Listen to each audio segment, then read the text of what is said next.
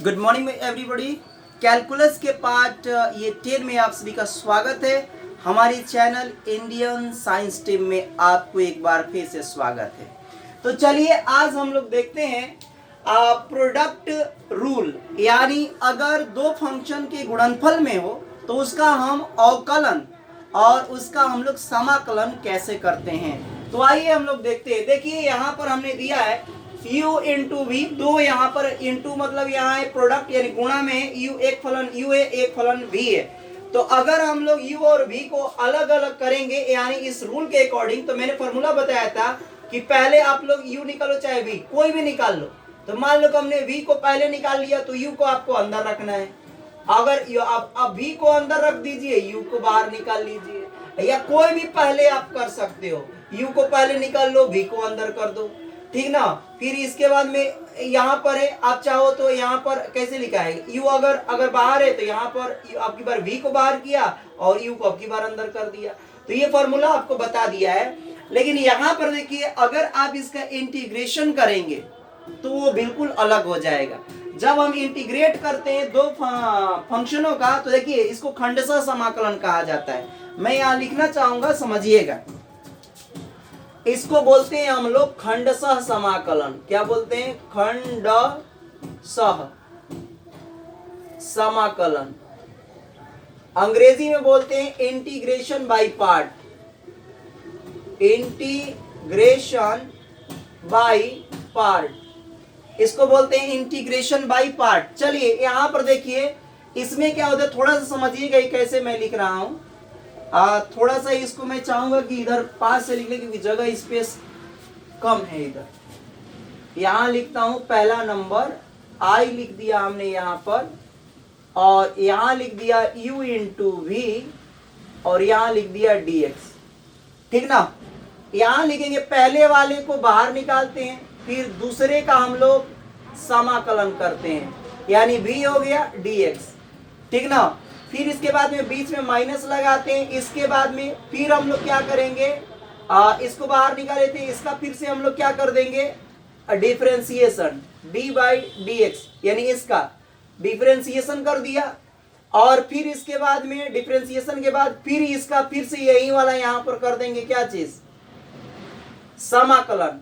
और फिर से हम लोग पूरे का, इतना पूरे का फिर से हम लोग कर देते हैं इंटीग्रेशन, यानी समाकलन कर देते हैं। ये सूत्र, ऐसे सूत्र नहीं याद हो रहा है तो मैं आपको सरल भाषा में बता देता हूं। i बराबर, यहाँ फर्स्ट फंक्शन ले लीजिए, यहाँ एगो सेकंड फंक्शन ले लीजिए, और इसको हम लोग चलिए करते हैं। पहले फर्स्ट वाले फंक्शन को बाहर निकाल लो, सेकंड फंक्शन का आप क्या कर दोगे, सेकंड फंक्शन का इंटीग्रेशन कर दो, फिर माइनस लगा दो। पूरे का यहाँ पर लेना है तो पहले हम लोग करेंगे पूरे का यहाँ लगा लेना, पूरे का यहां करेंगे, इस वाले का फर्स्ट वाले का कर देंगे, जैसे यहां लिखा है ना डिफरेंशिएशन, तो D by D x, first का डिफरेंशिएशन कर दिया। और फिर से फाइनल यहां पर यही वाला आपको यहां लिख देना है, ये वाला पोर्शन यानी सेकंड का दो बार यहां पर इंटीग्रेशन हो रहा है, ध्यान रखिएगा।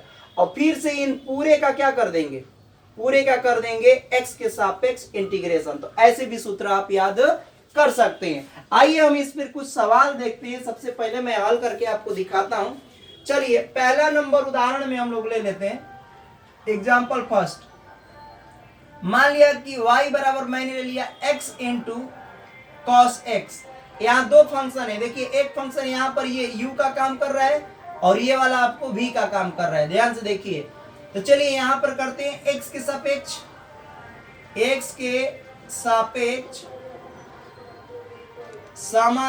समाकलन नहीं, अवकलन करने पर, अवकलन करने पर चलिए यहां लिख लेंगे dy बाई डी एक्स, फिर यहां लिखेंगे डी बाई डी एक्स। ये हो गया x और इंटू में हो गया cos x। ये यू देखिए, अब ये इसको पहले अगर निकालना चाहिए पहले इसको निकाल लो, इसको निकालोगे तो भी ठीक है। तो चलो इसको निकालो, चाहिए पहले इसको निकालते हैं, cos x को मान लो हमने निकाल लिया, चाहे x को निकाल लो, आसान होता है थोड़ा करने में। x को बाहर किया तो अंदर किसको रखेंगे, इसको, cos x को, समझ में आई। अब की बार cos x को बाहर निकाल लो, यहां से cos x है, इसको बाहर निकाल लो, और की बार इसको अंदर कर दो, d by D x, x के सापेक्ष। अब यहां क्या करेंगे हम लोग, x हो जाएगा, cos का क्या बताया था, माइनस का, साइन x होता है, ये हो जाएगा plus cos x as it is. बाहर वाले का हम लोग नहीं करेंगे, ध्यान रखिए, बहुत बच्चे बाहर वाला का भी करते हैं, बाहर वाला का नहीं करना है, अंदर वाला का करें। ऑपरेटर जिस पे अप्लाई है ब्रैकेट के अंदर जो होता है उसी पर हम लोग x के सापेक्ष अवकलन करते हैं, इसको नहीं करेंगे, एज इट इज उतार दिया हमने। यहाँ पर ix का करेंगे तो यहाँ कितना होता है, 1 होता है, dx बाई dx से कट जाएगा तो 1, वैसे भी याद रखो, माइनस यहाँ निकल जाएगा x, और आपको यहाँ पर ये हो जाएगा साइन x, प्लस का ये हो जाएगा कितना, cos x। ये आ गया आंसर। अब आइए इसका हम लोग थोड़ा करते हैं, हम लोग समाकलन, यानी समाकलन कैसे करेंगे इसी का देखिए। फर्स्ट नंबर यहाँ पर मैं लेता हूं, y बराबर नहीं लेंगे, यहाँ i मैं डायरेक्ट लिखता हूं, i बराबर कितना है, x इंटू कॉस एक्स। एक बात और ध्यान रखना है आप लोगों को, मैंने आई लेट पढ़ाया था आप लोगों को, एक चीज बताई थी हमने, आई लेट, ILATE, आई मतलब इनवर्स, एल मतलब लॉगरिथम, ए मतलब अलजेब्रा, टी मतलब ट्रिगोनोमेट्री, और ई मतलब एक्सपोनेंशियल। तो यहाँ पर आपके ये सारे फंक्शंस होते हैं, इसको लाइन से सीक्वेंस में याद करना पड़ेगा। तो देखिए ए अलजेब्रा है, अलजेब्रा के बाद ट्रिगोनोमेट्री आ रहा है, तो ये ठीक है, इसको अरेंज करना पड़ता है, कभी इधर वाले इधर करना पड़ता है, इधर वाले इधर करना पड़ता है, तो ये रूल फॉलो करना है आपको, ठीक ना। तो चलिए यहाँ पर ये फर्स्ट पार्ट है, ये सेकंड पार्ट है, इसको ले लेंगे हम लोग फर्स्ट पार्ट, और इसको क्या कर लेंगे, सेकंड पार्ट। इस फार्मूला में खंडशः समाकलन के थ्रू हम लोग इसका क्या करेंगे, इंटीग्रेशन फाइंड आउट करेंगे। तो चलिए यहाँ पर करते हैं हम लोग। पहला हम लोग लिखेंगे, पहला x को पहले हम लोग निकालते हैं बाहर, देखो x को पहले बाहर निकाल दिया, और ये इसका कर देंगे cos x का यहाँ पर कर देंगे समाकलन, फिर माइनस करेंगे, फिर यहाँ पर साइन लगा लो पहले ही, और पहले अब क्या करना है, बाहर वाले को हमको डिफरेंशिएशन करना है, तो d बाई डी एक्स करना है, तो यहाँ पर x आ जाएगा, और फिर से ये समाकलन वाला पूरा ये चीज लिख दो आप यहाँ पर, cos x dx, ये पूरा फिर से यहाँ लिखना है अंदर में, और फिर इन पूरे का क्या कर देना है, समाकलन। तो चलो cos x का आपको क्या बताया था मैंने बताया cos x का होता है sin x, फॉर्मूला आप लोग बता चुके हैं। फिर यहाँ माइनस हो जाएगा dx यहाँ तो हो जाएगा, dx कटा तो 1 आ गया, ठीक है। cos x का करोगे तो कितना आ जाएगा, cos x का होता है, फिर तो वही आएगा sin x यहाँ आएगा, जो यहाँ आता है ना वही यहाँ आएगा, ध्यान रखिएगा, इस वाले में सेम रहता है। और dx, अब यहाँ 1 से कोई मतलब नहीं है, तो यहाँ लिख लेंगे हम लोग x sin x, माइनस का sin x का क्या होता है, तो cos x, एक तो हट जाएगा, तो dx और sin x का जो करते हैं तो माइनस का हो जाएगा cos x, और ये खत्म हो गया। अब प्लस का लास्ट में क्या जोड़ देते हैं, c, तो यहां आपका आंसर आ गया x sin x, minus minus क्या हो गया प्लस, ये cos x प्लस c, ये हो गया इसका इंटीग्रेशन, यानी इंटीग्रेट कर दिया, इंटीग्रल हमने फाइंड आउट कर लिया। अब देखिए आइए ऐसे ही एक और मैं सवाल आपको बताना चाहूंगा, जैसे x e के पावर x ले लेते हैं। दूसरा सवाल मैं डायरेक्ट अब की बार करूंगा, ध्यान रखिएगा, y बराबर यहां पर ले लेते हैं x e के पावर x, इसको बोलेंगे हम लोग u और इसको बोलेंगे v, ठीक ना।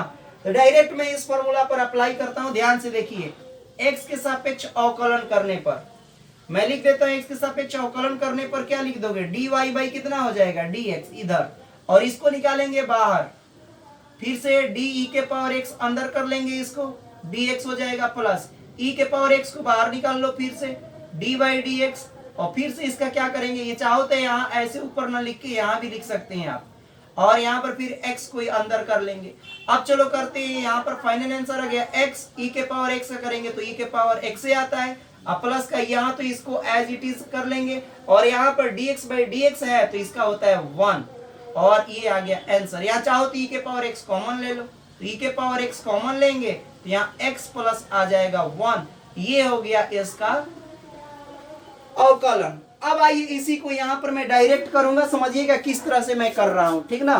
दूसरा नंबर यहाँ पर कर लेते हैं, i बराबर मैंने लिख लिया, यहाँ लिखते हैं x e के पावर x, पहले देख लिया आईलेट पे चल रहा है एक्सपोनेंशियल, यही एक्सपोनेंशियल कहलाता है e के पावर x को, ये बाहर है बिल्कुल, ये फर्स्ट मानेंगे, इसको सेकंड मानेंगे, तो ये हो गया हमारे पास फर्स्ट, और ये हो गया हमारे पास सेकंड, और dx यहाँ कर लीजिएगा। तो चलिए इंटीग्रेशन खंडशः समाकलन, इस सूत्र का फॉर्मूला का इस्तेमाल चाहिए, ये वाला करिए। पहले को हम लोग क्या करते हैं, बाहर निकालते हैं, डी बाई डी एक्स करते हो आप लोग डायरेक्ट, x के सापेक्ष समाकलन आप लोग लिख लेना समाकलन करने पर।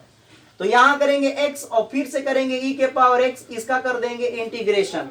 फिर अब इसको क्या करेंगे, यहां पर माइनस का चिन्ह लगाते हैं, फिर साइन ऑफ इंटीग्रेशन लगाते हैं, फिर इसके को डिफरेंशिएशन कर लीजिए। पहले D by D x, x का डिफरेंशिएशन कर लेंगे, फिर इंटू ये पूरा को फिर से इसका समाकलन करते हैं e के पावर x dx। अब फिर से हम लोग पूरे का क्या करते हैं, पूरे का हम लोग यहां पर कर लेते हैं समाकलन। चलिए तो एक लाइन में अब आंसर आ गया, x यहां आ गया e के पावर x माइनस यहां करेंगे तो ये तो हो जाएगा 1 इंटू ई के पावर x का e के पावर x ही आ जाएगा, और फिर से इसका dx कर लेंगे। एक तो यहां हट जाएगा, फिर से अब हम लोग क्या कर लेंगे, इसका कर लेंगे, यहां नहीं जगह तो मैं इधर कर देता हूं, ये x इंटू यहां पर x e के पावर x ही रहेगा, और e के पावर x का फिर से करोगे तो क्या आ जाएगा, माइनस का e के पावर x अब प्लस का c। आप चाहो तो कॉमन ले सकते हो e के पावर x, और यहां आ जाएगा x, e के पावर x लिया कॉमन तो 1 बचेगा, और यहां आ गया प्लस। देखिए इसमें आया था प्लस में और यहां आ गया माइनस में।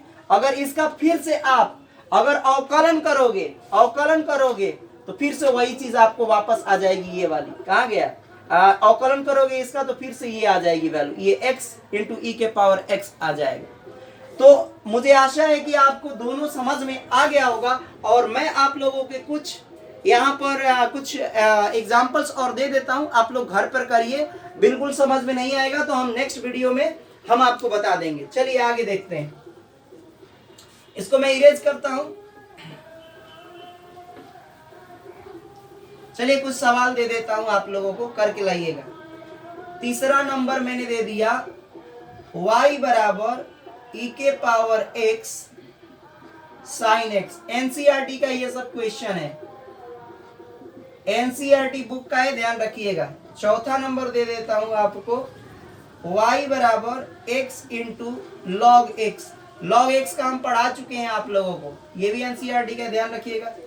पांचवा नंबर एक ले लीजिए, y बराबर x, यहां कर लेता हूं साइन इनवर्स x। अब ये 5 सवाल, ये आपको इसका समाकलन भी x के सापेक्ष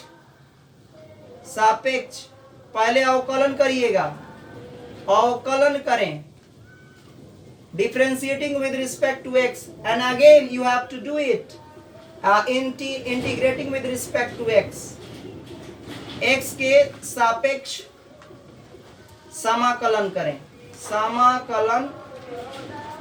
करें integrating with respect to x। तो मुझे आशा है कि ये वीडियो, ये क्वेश्चंस आपको समझ में आ गया होगा। हम फिर नेक्स्ट पार्ट में देखेंगे कुछ अलग, तो आप लोग कृपया हमारे चैनल को लाइक करिए, सब्सक्राइब करिए, शेयर करिए। बहुत बहुत धन्यवाद।